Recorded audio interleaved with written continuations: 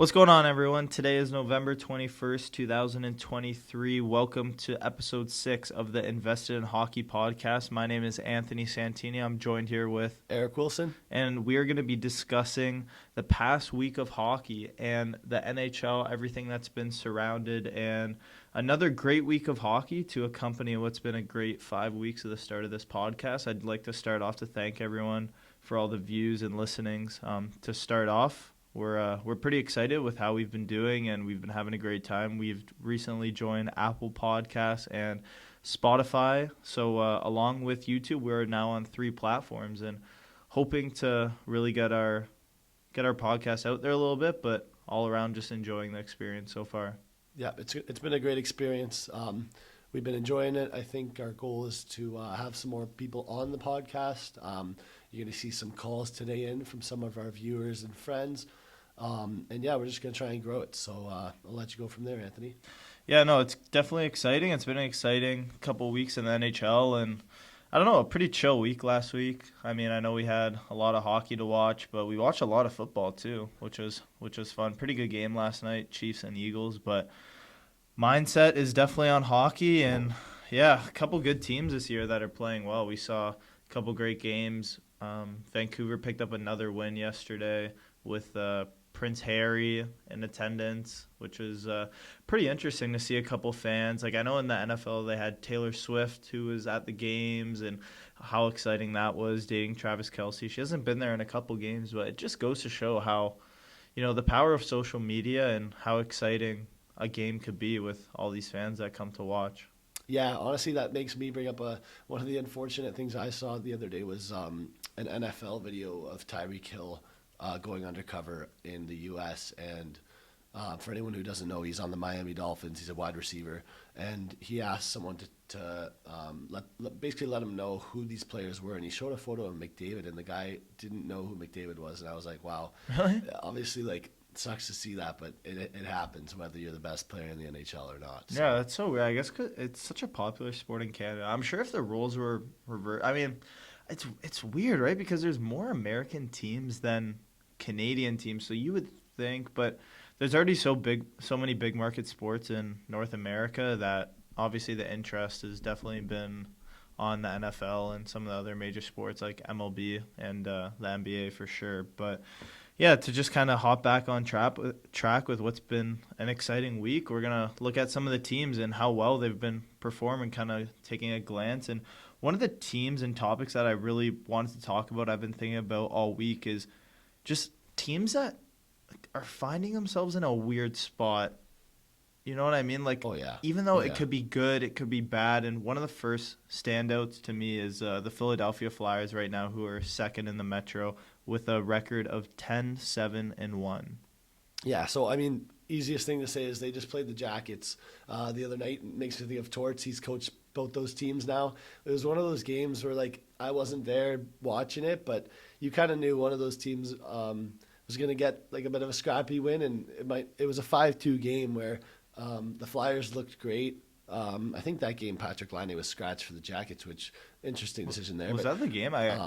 yeah, I think that was the game on Sunday because I don't think the Jackets have played since. But to be honest with you, the Flyers got the win, whether or not the Jackets had their best lineup in. The Flyers are finding ways to score goals. That's the biggest thing, and it's like the biggest thing for me that sticks out. And I'll let you chime in on this. But that third line that they've got of Ryan Poehling playing with Joel Farabee and what's the other guy's name? Bobby Brink.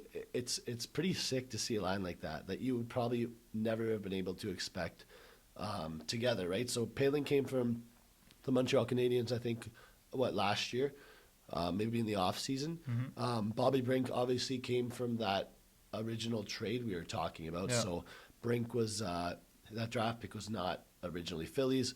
So Philly originally only had Farabee, who they drafted as a first-round pick back in 2017, I believe. So interesting to see a line like that of young guys who are all 26 or under. What do you think of that? Yeah, it's pretty interesting because when you look at the Philadelphia lineup, like Farabee and Bobby Brink were players that were touching that first line earlier in the season, and Bobby Brink was scratched for, I think, 3 or 4 games. He just played, came back, scored, which is another interesting topic, like we were talking about Line A, where players get scratched, and then how, it's weird because how can you scratch a player? They're so devastated with what happened, and then expect them to get on the high horse and just come out flying. So good for Bobby Brink. He missed 2 or 3 games, I believe it was 2 or 3, and then came back, scored a goal, and it looks like that third line's humming right now. Another team that is, I wouldn't say at the top of their division, but kind of just sticking with that topic is the Arizona Coyotes. They're finding themselves in a weird spot where usually they're near the bottom of the league, but they find themselves mid-pack in their division, and I believe they're 8-8 on the season right now. I'm just going to confirm Yeah, that. 8-2, I Yeah, believe. 8-2, and could they make a playoff push? It's really interesting to think about because anyone who watched our last episode, we had Andrew Murray on, and he talked about Chicago possibly making a push, and we were like Hysterical. we were hysterical about that. But then when you think about Arizona versus Chicago, there's not a massive difference, I don't think, right? Like you have a little more experience with a guy like Keller who's been on that team for 5+ years now.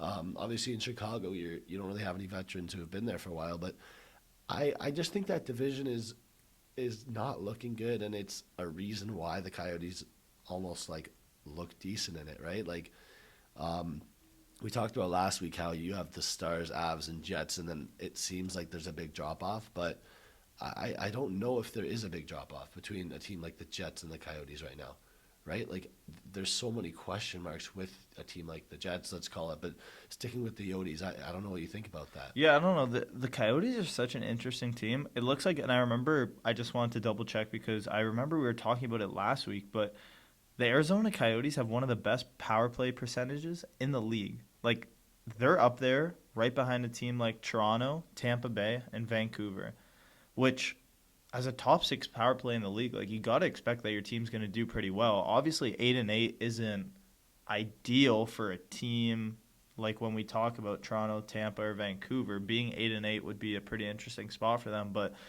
that Arizona power play is playing well. Sean Durzi, I think, is quarterbacking it he came from LA last year, so he's looking to establish himself as one of the better defensemen in the league, and it looks like it's turning out pretty well for that team. Yeah. Just to mention someone other than Jersey, you have Schmaltz and Keller leading the team in points there, and that power play, I don't know if you've seen that passing play between Schmaltz and Keller, but they pretty much made the identical play in 2 different games. It might have been the same game, to be honest, but it was Keller in the 1T spot right there on the side, passed it to Schmaltz. Schmaltz kind of passed it back, and he took a shot, and it just like fooled the goalie somehow. I don't know exactly how it worked, but yeah, I'll have to check that out. Yeah, it was pretty interesting.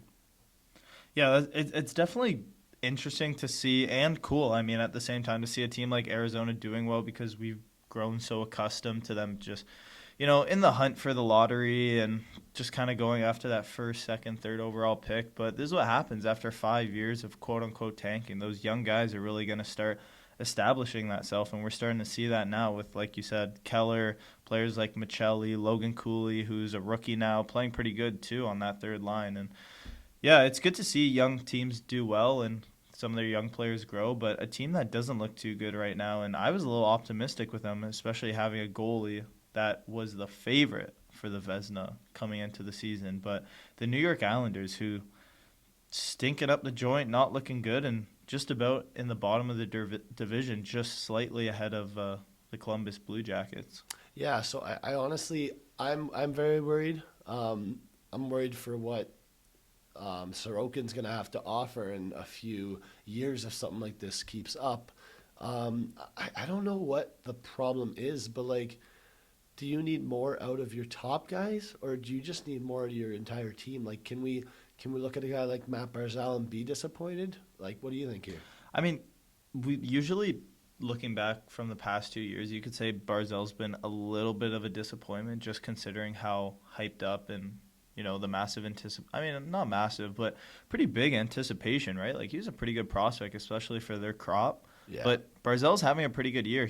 I don't know if you want to pull up his stats, but I believe he's potted like 5 goals, 7 assists. I don't know. You're close. It's 4 goals, 11 assists. 4 goals, 11 assists, which in 17 games, which pretty good. So he's, I think he must be leading the league in points, I would assume. Or the team, yeah. leading the team in points. My bad. Yeah. So he's kind of turning the bus around a little bit. Looks pretty good for him, and Sorokin hopefully can start to find his form. Maybe a little bit of a slow start, but yeah, they're really struggling in that division for sure. Yeah, I think that one of the biggest things is you're going to need some bigger contributions from those depth guys that are supposed to pan out.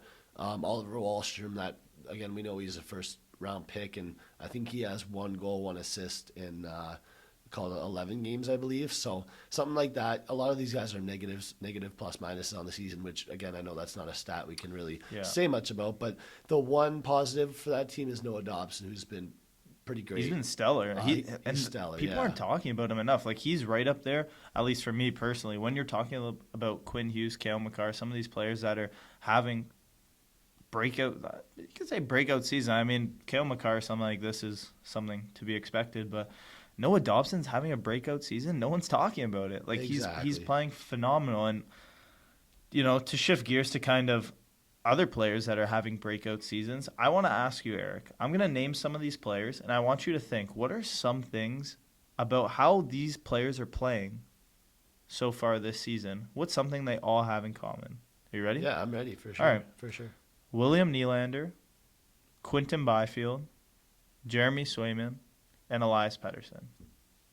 I mean, the obvious thing for me is that they're all young, but I guess the other thing that you might be getting to is the money aspect and contract negotiations. I don't know if I hit the spot with that one, but yeah, I mean, you're bang on with it. All 4 of the players that I mentioned are upcoming free agents. We have William Nylander as the only unrestricted free agent, the rest being restricted free agents. But some of the players that have really just broken out this year, like we talked about, you know, money talks. Money will motivate a player to work hard more than almost anything. And Pettersson, to start off with him, just looks phenomenal. We've talked about him a lot the past 5 weeks, and he should get a massive payday. So for this topic, I want to chat about each individual player, and I want to get your prediction for what their contract will look like. Sounds good. You're sitting on the couch, you're chilling, you're having a coffee, you get that notification from Twitter, and you hear Elias Pettersson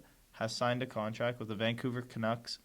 What do you think? Yeah, I guess contract extension you call it, right? Contract extension. Okay, honestly, I'm gonna go with like longer contracts for these guys because I believe that they are going to be great players in 8 years. Call it. So to make it easy, I'm gonna call all 4 contracts 8 years. Okay.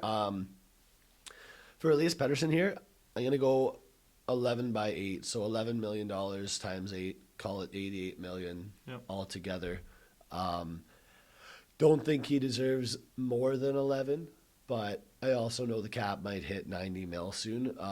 I just think 11's a lot of money, but I think it's well deserved for a guy who is a stud. Yeah, it's definitely well deserved. I personally think that Pettersson, I agree he's going to sign an 8-year deal. I think he could get paid a little bit more. Like, when we're talking about Matthews numbers, I think Pettersson could get like 12.5. I mean, it almost makes sense to me. I know we talk about how having a franchise center is so crucial to any team, and Pettersson's kind of stepped up in a role this year where he can lead that team without wearing, you know, that big C on the jersey, and just kind of bring that competitive edge to a team that borderline looked, do we want to say dead the past 3 years? Like, not really in big playoff contention. Yeah. So Yeah. I think leadership, goal scoring, points, and just kind of lifting up your team in that way is, you know, it's worth 12.5 for me. I think that'd be fair. I mean, we're not too far off, but we are 1.5 million off, which again, that's where our viewers can chime in. So if you guys think we're wrong here, or maybe you agree with us, let us know. Yep.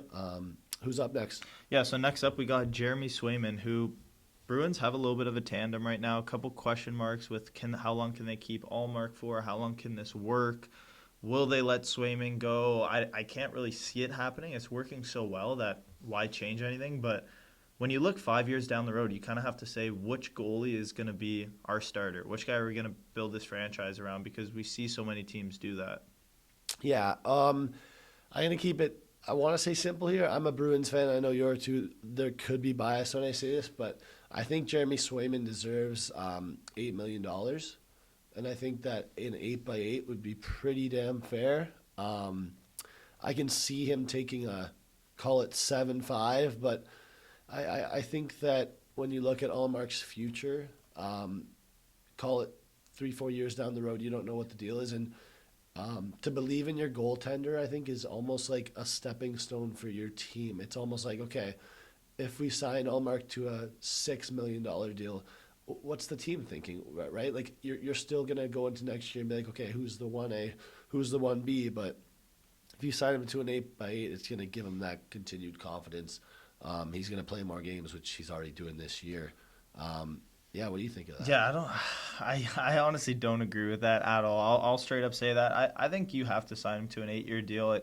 That's a no-brainer. I'll agree with that. But when you look at giving him an $8 million contract, like we're putting him in the same tax bracket as Sorokin, Hellebuck, Vasilevsky almost. And, he's outbeating goalies just looking at this list. John Gibson, Jacob Markstrom, Jordan Binnington, Grubauer.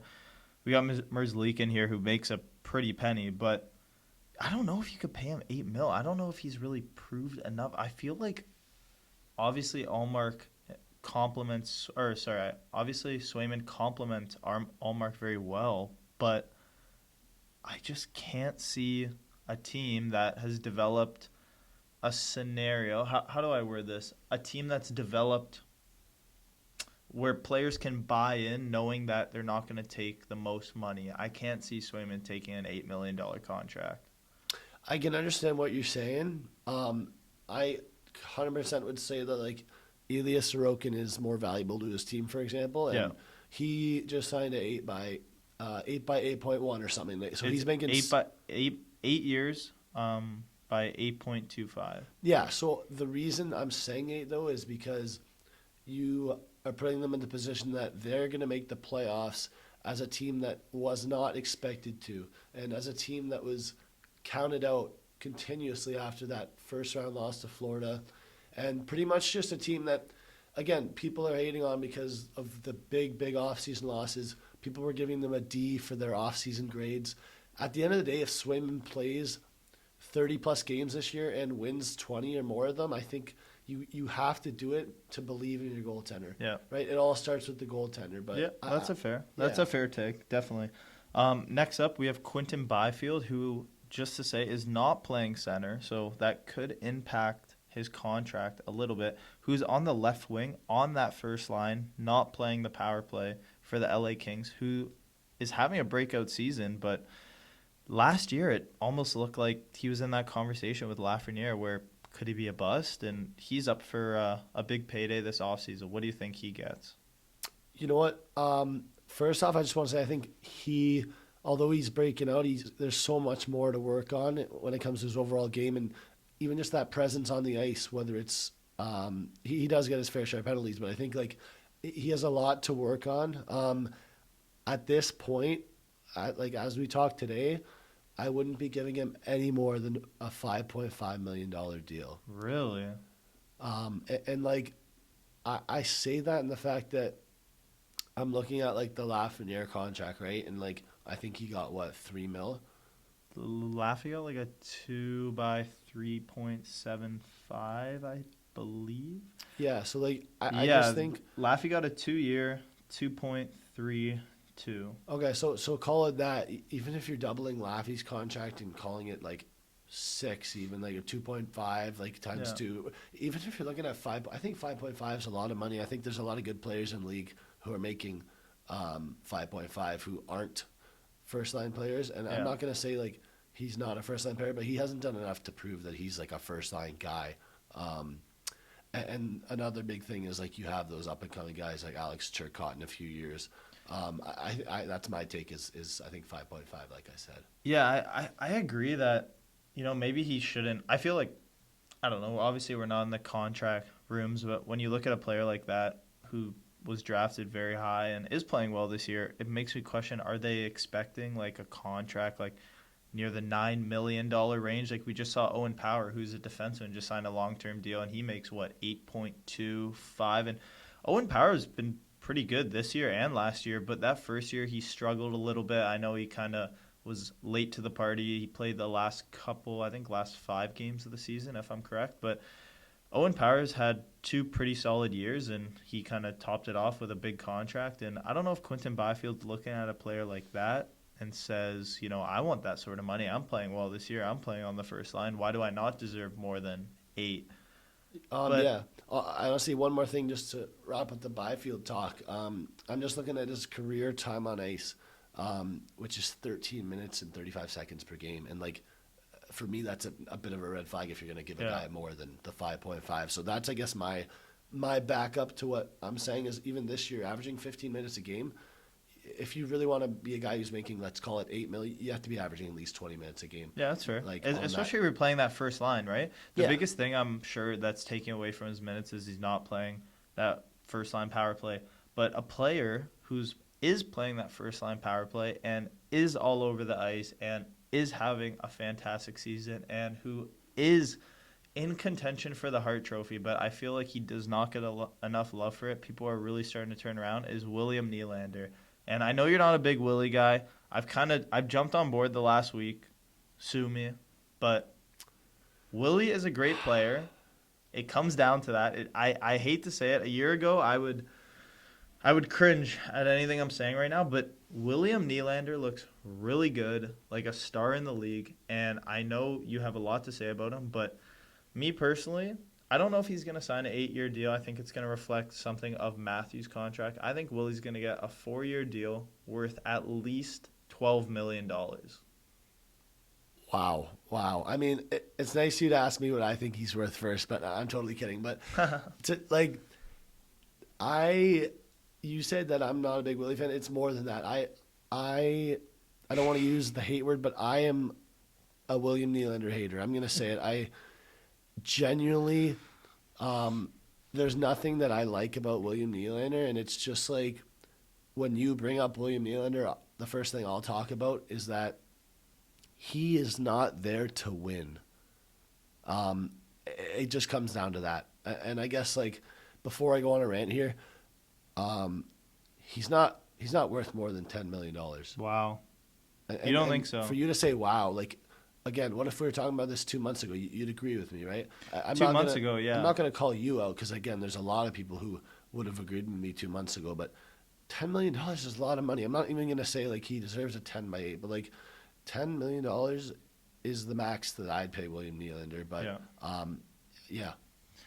Yeah, that's interesting. He's definitely going to get a payday. Who knows what it might be, but yeah, let's move on to our next topic where we are going to discuss some of the players, and I found it a little bit of trouble on how to describe this, but a little segment that I want to do to talk about 5 players that I want our viewers not to sleep on.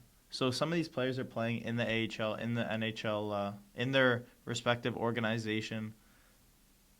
What's the word I'm looking for if you want to help me? Like their system? Yeah, I guess you could say. They're in the system, yeah. Yeah, so they're in the system. Keep an eye on them. It's maybe not the best prospect on the team, but yeah, to start us off for the Anaheim Ducks, Olin Zellweger. So he played for Team Canada in the World Juniors. He was a great player, drafted just a couple of years ago, but Zellweger, I think, is a good player that could establish himself as one of the top defensemen in the league one day. The second player I want to chat about is the Calgary Flames goalie prospect Dustin Wolf, and Calgary really has a couple question marks the past couple years in net, and that's a player that I could look at and kind of say, all right, can he, maybe easily fix that problem for them? It's just kind of when do you bring him up now? Maybe they trust him, they just don't want to bring him up just yet, so who knows. Third player on the Chicago Blackhawks, I mean, Connor Bedard's an easy pick, not playing in the AHL, but when we're just talking prospects, is Ethan Del Mastro, another player that played alongside Zellweger in that for Team Canada, right? For Team Canada. Yeah. He looked really good, a player that could grow into a solid defenseman in the near future. But yeah, Chicago Blackhawks with a good crop coming up. 3 good picks there, Yep. Fourth, we have the Montreal Canadiens, and I want to pronounce it correctly. I know it's a little bit of a struggle, but Logan Mayhew? I think Mayu, maybe? Mayu? Yeah. But a really good player who doesn't get enough love for some other reasons. But Montreal, a really young team who could be in the contention for the Stanley Cup in a couple of years. Hopefully he can come up and make an impact. And the fifth and final player, a player that I am very interested to see 5 years down the road where this guy ends up, because I watched him in the World Championship. He looked amazing. Or sorry, in the World Juniors, he looked really good. Joakim Kemmel, drafted by the Nashville Predators, a team with a couple question marks right now where they are.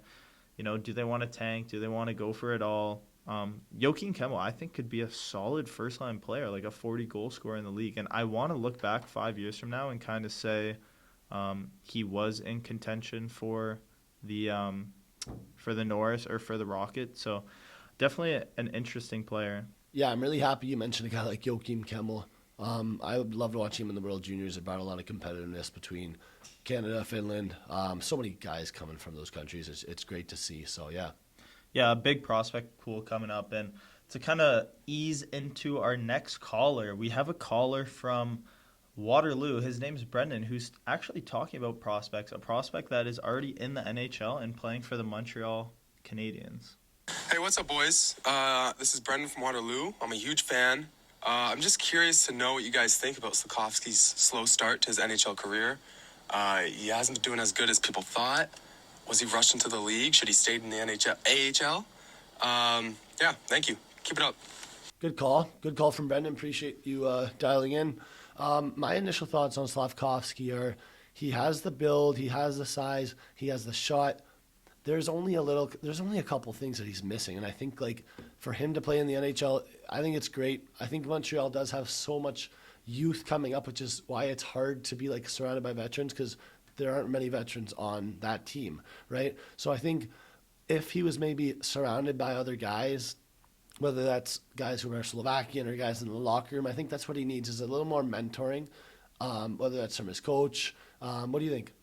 Yeah, I know that you're a big Slafkovsky guy. We talked in the offseason a little bit about him. I've never really been sold on him. I watched a couple games last year, and I was never really dazzled by his game. I always found he was a little bit sloppy with the puck. His size is a massive factor to his game. I haven't really seen him use it too well, but it definitely could be something that takes a little bit of easing into down the road. It's almost like he was just kind of thrown into the NHL to start, where I don't know if you could do that with a player. Obviously, we've seen it work with Connor Bedard, but for me, I think personally he was thrown into the NHL a little bit too quickly, and it's almost too late because it could be a little bit embarrassing if they send him back to the AHL. So it's a funky spot right now where you just have to ride it out and hope he could find his form pretty quickly. 100%. Yeah, thank you, Brendan, for calling in. We'll go to our next caller here. Yeah, so our next caller here is Ivan, and Ivan is interested in the season moving forward and how some of these teams will pan out. So, hey guys, it's Ivan from Toronto here.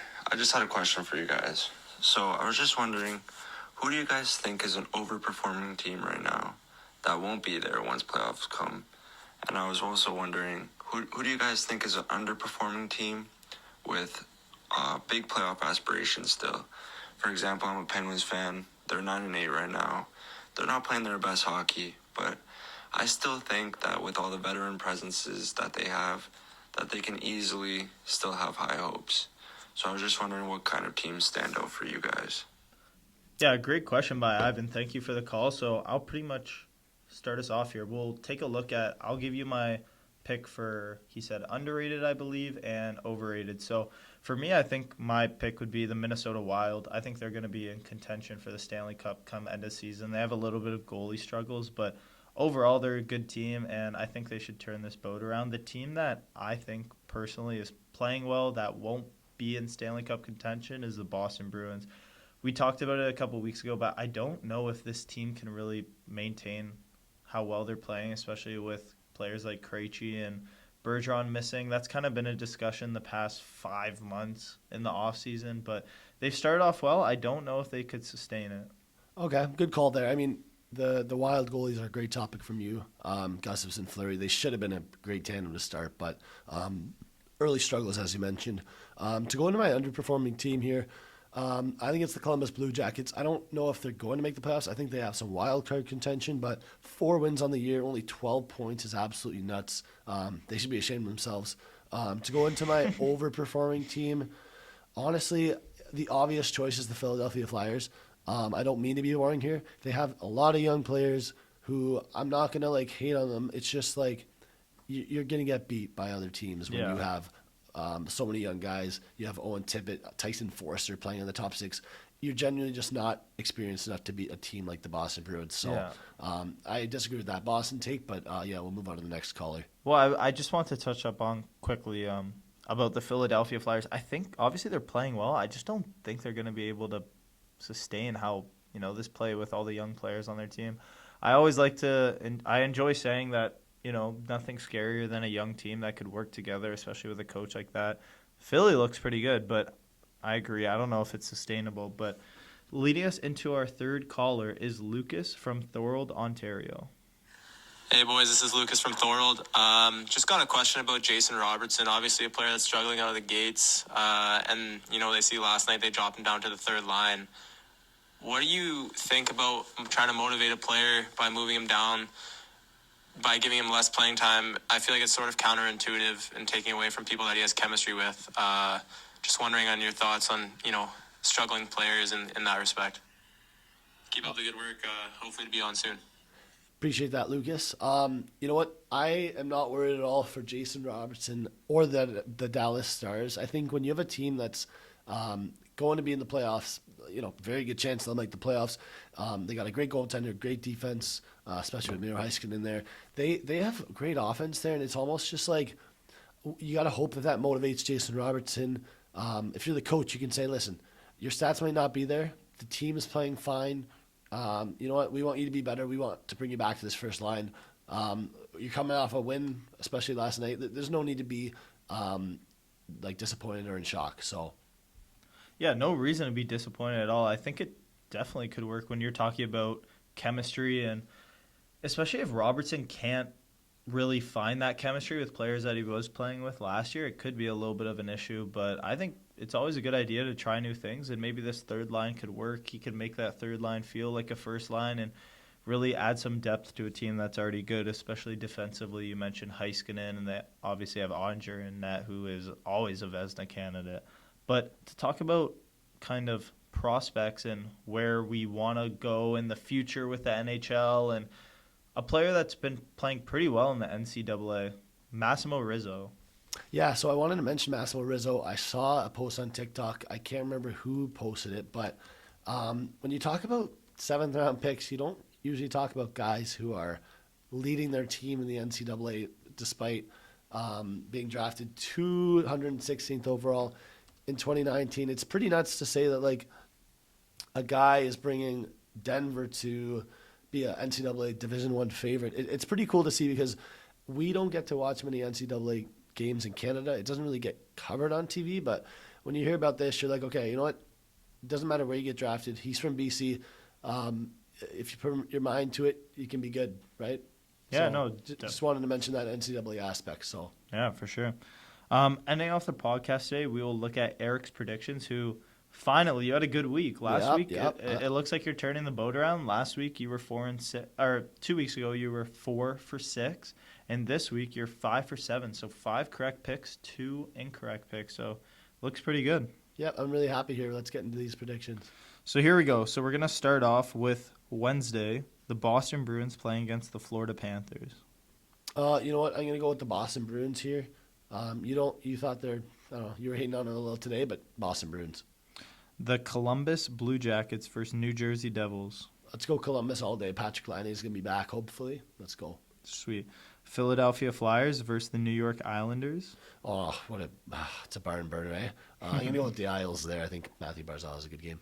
Yep. The Winnipeg Jets versus the Nashville Predators. Let's go Nashville here. O'Reilly's been on a heater. They're going to win. Pretty solid game to end us off on November 27th. The Tampa Bay Lightning visiting the Colorado Avalanche. I'm going to go Tampa here. I think Gorgie has been struggling. I got him on my fantasy team, and I'm a little worried. He let in 2 goals in a minute to lose the game yesterday in regulation. Tough one there, but yeah, let's go Avs. Let's go for 5-5 here. So Sweet. There we go. All right, thank you everyone for joining us this week. We are the Invested in Hockey podcast. I had a great time speaking with you, Eric. I hope you had a great time speaking with me. I'm just kidding. I know you always do. But of course. Yeah, it should be a good week of hockey. And can't wait to discuss more with you, Eric. And can't wait for the listeners to hear next week. Appreciate that. Cheers.